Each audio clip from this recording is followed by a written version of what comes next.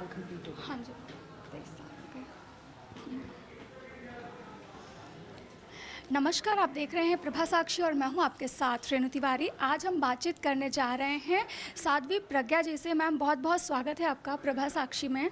Ma'am, इस समय बांग्लादेश में हिंदुओं को लेकर जिस तरह की चीज़ें सामने आ रही हैं, हमने बहुत ही ज़्यादा विभत्स वीडियोज़ उनके देखे हैं कि किस तरह से बहू बेटियों का अपनी चीज़ों को बहुत ज़्यादा विभत्सना देखने को मिल रही है वहाँ पर। मैम, इस चीज़ को आप हम भारत के देश के संदर्भ में किस तरह से देखते हैं? देखिए, सबसे पहले तो मैं ये कहूँगी कि हिंदुओं पर अत्याचार कहीं पर भी हो तो बहुत ही दुख का विषय है, बहुत ज़्यादा दुख होता है। और ख़ासकर जब आज का जो सिनारियो है जहाँ पे हम बात करते हैं हमारे देश की, यहाँ पर अगर आप किसी और धर्म के व्यक्ति को देखें, संप्रदाय के व्यक्ति को देखें तो वो पूर्ण तौर से सुरक्षित है।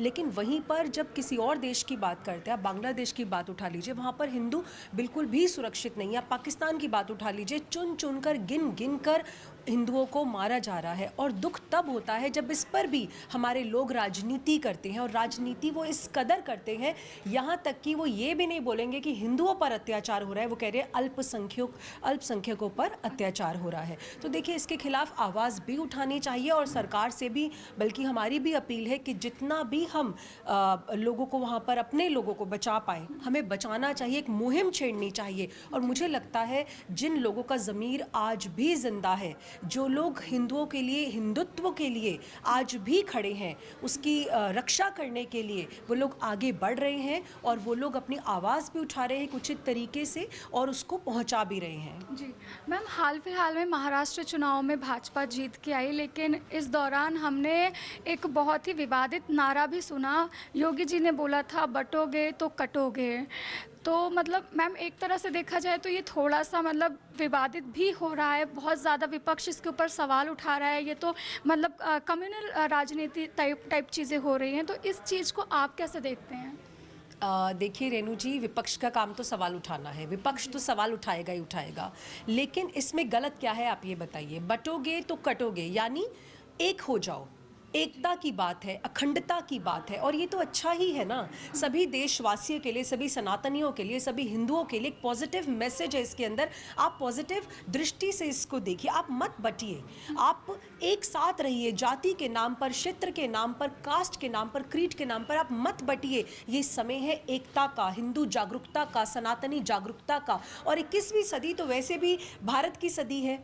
आप कहीं पर भी देख लीजिए, भारत सबसे आगे है, चाहे वो इंडिजिनस प्रोडक्शन हो, डिजिटल एक्सपर्टीज़ हो, चाहे वो कुछ भी हो, भारत तो सबसे आगे है इस समय। तो इसलिए ये जो नारा है, ये भारतीय एकता को दर्शाता है। मुझे नहीं लगता इसमें कुछ भी गलत है। और रही बात विपक्ष की, जैसा मैंने आपको कहा, विपक्ष को तो इतनी सी बात पर भी सवाल करने का कोई बहाना चाहिए। So I don't think it matters. Ma'am, इस समय धर्म को लेकर ना कई तरह की चीज़ें सामने आ गई। बागेश्वर बाबा की एक रील बहुत वायरल हो रही है कि वो कह रहे हैं कि कल को भारत में भी ऐसे हालात हो सकते हैं जो बांग्लादेश में हो रहे हैं। अब सभी को उसके लिए तैयार रहना चाहिए। आप उनकी इस बात को आप क्या टिप्पणी करेंगे उस पर? देखिए, मैं ऐसा कहूँगी कि एक दुखद स्थिति है जी और एक ऐसी स्थिति है जिससे हम में से कोई भी नहीं चाहेगा कि वो भारत में ऐसी स्थिति कभी बने। तो एक चिंता का विषय तो है, और ये चिंता सबकी जायज़ है। जायज़ इसीलिए है ये चिंता क्योंकि सबके मन में ये आ रहा है कि अगर वहाँ पर ऐसा हो सकता है, हालांकि भारत में ऐसा नहीं होगा, मुझे इस बात का पूर्ण विश्वास है। यहाँ की सरकार, यहाँ के लोग, यहाँ के जागरूक सनातनी कभी भी ऐसा नहीं होने देंगे। हिंदू और हिंदुत्व सबको उससे प्रेम है, लेकिन फिर भी सबकी चिंता इस पर जायज़ है। लेकिन समाज के लिए, भारतवासियों के लिए मैं तो यही संदेश दूंगी, मैं यही कहूँगी कि आप लोग एकत्रित हो और अपने सनातन धर्म को प्राउडली, गौरवान्वित रूप से आप उसे एक्सेप्ट करें। और इसमें कुछ भी शर्माने की बात नहीं है। आप सनातनी हैं, मैं सनातनी हूँ, मैं हिंदू हूँ, आप हिंदू हैं, अपने देश के लिए खड़े हो, ये सबसे बड़ी बात है। जी मैम, इस थोड़ा सा लीक से हटकर एक सवाल करना चाहूँगी कि इस समय ना धर्म को लेके बहुत अलग अलग धारणाएं हैं। सड़कों पे डीजे बजाना, शोर मचाना, चक्का जाम कर देना, धर्म के नाम पर बहुत ज़्यादा लाउड रहना, वर्चस्व दिखाना, इस तरह की एक गुंडागर्दी टाइप की चीज़ें हो रही हैं। मैम, आप उसको किस नज़र से देखते हैं? देखिए, धर्म के नाम पर इस तरीके की चीज़ें होना ये कोई अच्छी बात नहीं है, उसको कम करना होगा। लेकिन हर चीज़ को आप गुंडागर्दी से जोड़ नहीं सकते हैं, है ना। अगर मैं कांवड़ यात्रा की बात करूं तो कांवड़ यात्रा में हमें पता है कि प्रतिवर्ष कांवड़ी जाते हैं और बहुत ही महादेव के प्रति एक इच्छा, श्रद्धा, भावना, आस्था रखते हुए कंधों पर इतना भारी वो जल उठाते हैं। आप सोचिए ऐसे में व्यक्ति क्या किसी को नुकसान पहुंचा सकता है। लेकिन वहीं पर अगर आप उनके साथ एक गलत व्यवहार करते हैं, आप उस खाने में थूक फेंक देते हैं, आपने देखा किस किस तरीके का प्रयोग हुआ, हमें कहते हुए भी अच्छा नहीं लगता ऐसे अब शब्दों का प्रयोग करना। तो ऐसे में तो ये बहुत ही एक डिफरेंट और मुझे लगता है गंभीर मुद्दा बन जाता है। लेकिन हाँ, मैं ये ज़रूर कहूँगी कि धर्म प्रदर्शन का विषय नहीं है, धर्म दर्शन का विषय है। तो हमें प्रदर्शन नहीं करना है, हमें दर्शन करना है, हमें ईश्वर की ओर आगे बढ़ना है। ऐसी कोई भी चीज़ जिससे सामने वाले को नुकसान हो हमें नहीं करनी चाहिए। लेकिन फिर भी हैविंग सेड दैट, मैं ये कहूँगी जब नमाज़ पढ़ी जाती है लाउड स्पीकर पर, तब प्रॉब्लम क्यों नहीं होती, है ना। तब किसी को कोई दिक्कत नहीं होती, क्योंकि आपको लगता है कि नमाज़ पढ़ी जा रही है तो कोई प्रॉब्लम। अब ज़रा सी आवाज़ उठाकर देखिए और फिर देखिए क्या होता है। लेकिन मैं फिर भी सभी सनातनियों से, सभी हिंदुओं से ये अपील करती हूँ आपके प्रभा साक्षी के प्लेटफॉर्म के माध्यम से कि आप वही करें जिसमें समाज का हित हो। ऐसा कुछ भी ना करें जिससे समाज को हानि हो, जिसका कोई मानसिक पीस किसी का भी डिस्टर्ब हो। हमें ईश्वर की भक्ति करनी है, परमात्मा को प्राप्त करना है, तो हम परमात्मा को प्राप्त करें बहुत ही सुखद और अच्छे तरीके से। लेकिन हाँ, जब भी सनातन धर्म पर आघात होगा, कुठाराघात होगा, तब आवाज़ उठाना बिल्कुल जायज़ है और इससे आपको कोई नहीं रोक रहा है। जी मैम, एक आखिरी सवाल आपसे पूछना चाहूँगी।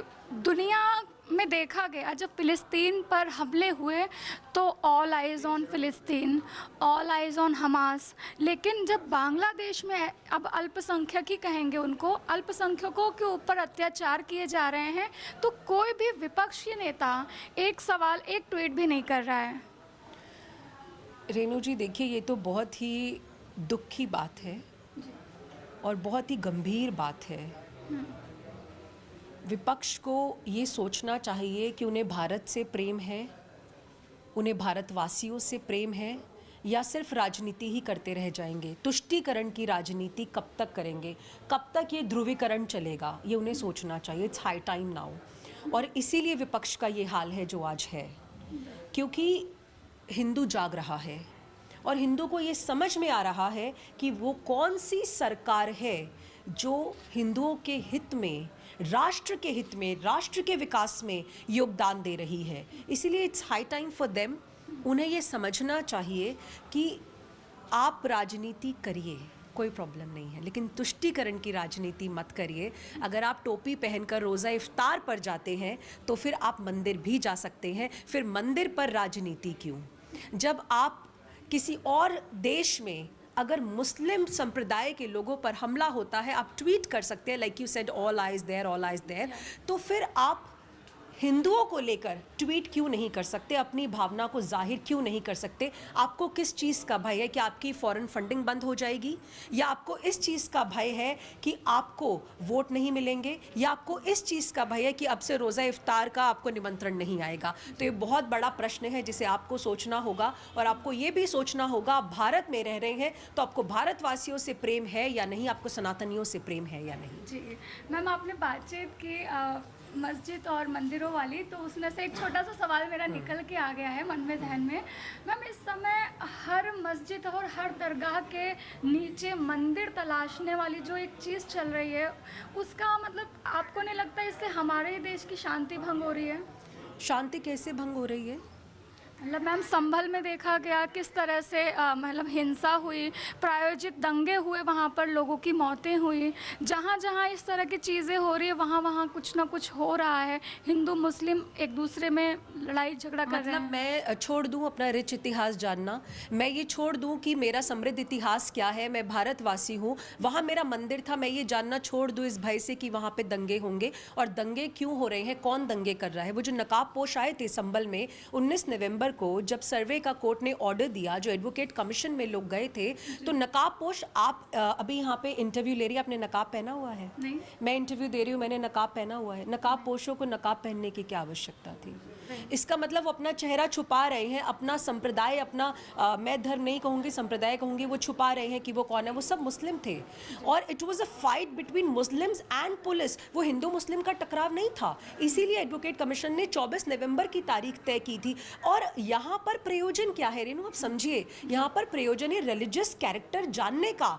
हमारे पास प्रमाण है इस बात के कि वहाँ पर ऐसी तहखाने के अंदर, भूतल के अंदर हिंदू देवी देवताओं के मंदिरों के अवशेष हैं, मूर्तियां हैं, जहां पर पहले पूजा होती थी। आपको पता होगा हरबिलास शारदा जी ने जो पुस्तक लिखी है उसमें इसका पूरा प्रमाण आता है। 1911 तक एक ब्राह्मण आते थे और वहां पर महादेव की पूजा अर्चना करते थे और उस परंपरा को घड़ियाली भी परंपरा कहा जाता था।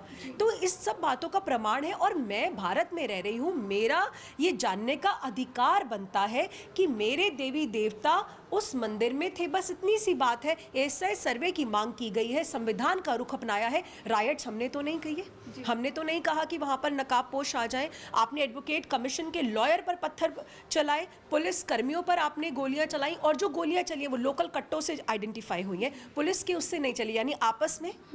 तो ये क्या है आप बताओ।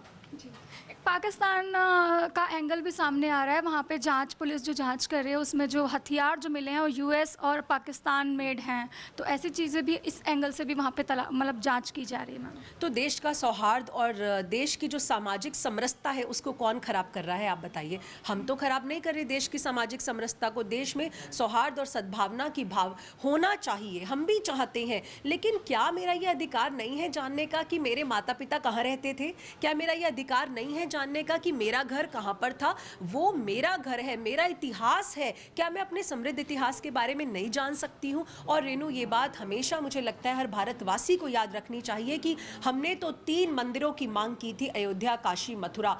बात अब आप पर थी। आपने 3 मंदिरों पर हाँ ही नहीं करी। आपने हाँ तो करना बहुत दूर की बात है, बल्कि आपने धमकियाँ दी, थ्रेट दिए। हम चैनल्स पे बैठते हैं, हम इस प्लेटफॉर्म्स पे जाकर बात रेस करते हैं, हमें धमकियाँ आती हैं, हमें थ्रेट्स मिलते हैं। आपने देखा ये लोग क्या करते हैं, सर तन से जुदा। कभी आपने किसी हिंदू, किसी सनातनी को सर तन से जुदा की बात कहते हुए सुना है? नहीं सुना होगा, क्योंकि हम बिलीव ही नहीं करते। लेकिन हमारी सहिष्णुता को हमारी कमजोरी ना समझा जाए। मैं ये भी कहूँगी, हिंदू सौहार्द चाहता है, हिंदू सद्भावना चाहता है। हिंदू माने एकम विप्र बहुधा वदंती। हिंदू माने सद्भावना, हिंदू माने सहिष्णु, लेकिन हिंदू माने कमजोरी नहीं। इसे हमारी कमजोरी ना समझा जाए। और अगर मैं अपने समृद्ध इतिहास के बारे में जानना चाहती हूँ तो मुझे पूरा अधिकार है। और न्यायालय का तो रुख अपनाया है ना। लेकिन आप देख रही है रेनू, इनको हमारे जुडिशल सिस्टम पर भी क्वेश्चन मार्क लगा दिया इन्होंने। एक बात बताइए, ताजमहल पर भी तो किया था ना कि उसका सर्वे किया जाए, और कुतुब मीनार पर भी किया था। लेकिन जब वो निचली अदालतों ने मना कर दिया, उस पर तो इन्होंने जुडिशल सिस्टम के लिए ताली नहीं बजाई। लेकिन अब जुडिशल सिस्टम पर प्रहार करने के लिए ये लोग आ गए। So that means they have selective opinion about it. जहां इनके फेवर की बात हो रही है वहां पर ये अदालतों को बहुत तारीफ भी करेंगे, प्रेज भी करेंगे। लेकिन जहां पर इनको लगता है कि अदालत ने एएसआई सर्वे के लिए कह दिया है, जो कि बिल्कुल उचित है, जो कि बिल्कुल एक न्यायपूर्ण तरीका है, तो फिर इनको अदालतों से भी प्रॉब्लम हो जाएगी। अब बताइए, कहते जज ने गलत किया। जज है, वो निचली अदालत का हो, वो ऊपरी अदालत का हो। आप जुडिशल सिस्टम पर, भारत के न्याय तंत्र पर प्रश्न खड़ा कर रहे हैं। कितनी बड़ी बात है। इसी से समझ में आता है कि आपकी बुद्धि का स्तर क्या है, और ये भी समझ में आता है कि आपको भारत के न्याय तंत्र पर, लोकतंत्र पर कितना विश्वास है। जज के तो कास्ट को लेकर भी सवाल उठाए थे कि ब्राह्मण हैं, इस वजह से ये सारी सरकार एक है, इस तरह से सवाल। हमने तो नहीं बोला कि जो मुसलमान लोग हैं उसमें कितने फ़िरके होते हैं। हमने तो नहीं बोला कि आपने ऐसा किया और वैसा किया। आप मुझे बताइए ना, भारत के इतिहास में क्लास 6ठी और क्लास 7वीं कक्षा में कुतुबुद्दीन ऐबक को पढ़ाने का क्या मतलब बनता है? कुतुबुद्दीन ऐबक को पढ़ाएंगे, मुस्लिम आक्रांता के बारे में पढ़ाएंगे, क्या मतलब बनता है कि हमारे बच्चे आक्रांताओं के बारे में, मुगलों के बारे में जाने? मुझसे किसी ने कहा कि 2024 में ही आप क्यों जाग रहे हैं? आप बताइए ना, 2024 से पहले कब जागते? कब? पूरा तो हमारे देश को मुगलों ने रूल किया है, उसके बाद पोर्चुगीज़ आ गए, ब्रिटिशर्स ने रूल किया है, उसके बाद 70 साल किसकी सरकार थी हम सभी जानते हैं। और ईश्वर की कृपा है, परमात्मा की कृपा है। आप देखिए, जब से ये सरकार आई है तब से हिंदू जागरूक हो रहा है, और भारत के अंदर एक ऐसी आध्यात्मिक जागरूकता आ रही है कि पूरे विश्व में उसकी गूंज हो रही है। तो इसमें गलत क्या है? जी ma'am, thank you. Thank you so much ma'am. Thank you for calling me to Prabha Sakshi and congratulations for completing 23 years. आप लोग बहुत अच्छा कार्य कर रहे हैं और ऐसे ही जनमानस तक ये अपना संदेश पहुंचाते रहिए। बहुत बहुत धन्यवाद जी, थैंक यू। अगर आप भी लेना चाहते हैं देश दुनिया की तमाम जानकारी तो आज ही सब्सक्राइब करें हमारे चैनल को। साथ ही नीचे दिए बेल आइकन को जरूर दबाएं ताकि हर अपडेट आप तक पहुंच सके।